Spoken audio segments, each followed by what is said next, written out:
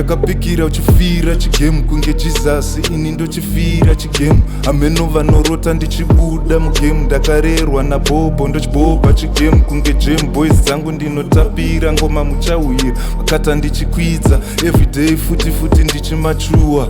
Boys dzangu ndiriwe shua ngoma dzakauya futi ndichitambura. Dzikahila so yangu nekushaura ameno vanofunga kune nhamo yandisina kukunda. Kusvika pakugunduruka kurova guka kumuka eli kushandirawo plan yekudya. Saka these days ndakudyawo zvimarepasi zvese nematumbu pasinawo kana munyu. These days vakuti ndagreedy kwete needy cause ndakufamba nepesi yangu. Kubuda panopisa ndichifamba zviri easy. Muruoko mune skizi kupfungaidzira vakaenda kwatisina kutera.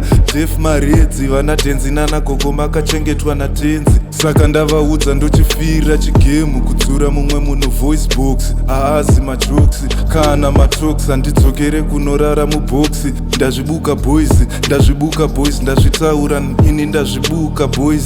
Ndini wacho achatovasanganisa nebuka.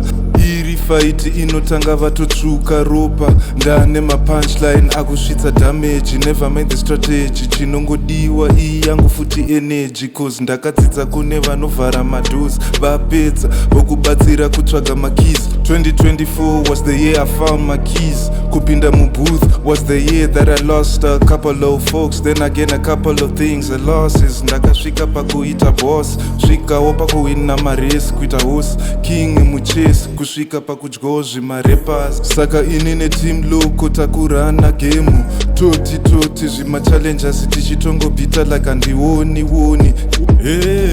Ini ndiri mboko havafani kona. Vandosvika vezendo vatyora mabundu. Ndenge ndichirwisa kana dzimwe dzese hundu.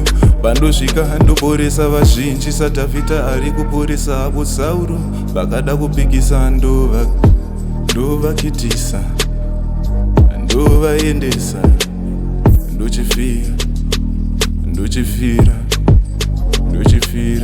Ndochifira ini zaitwa nepo uchipasinawo mukoko.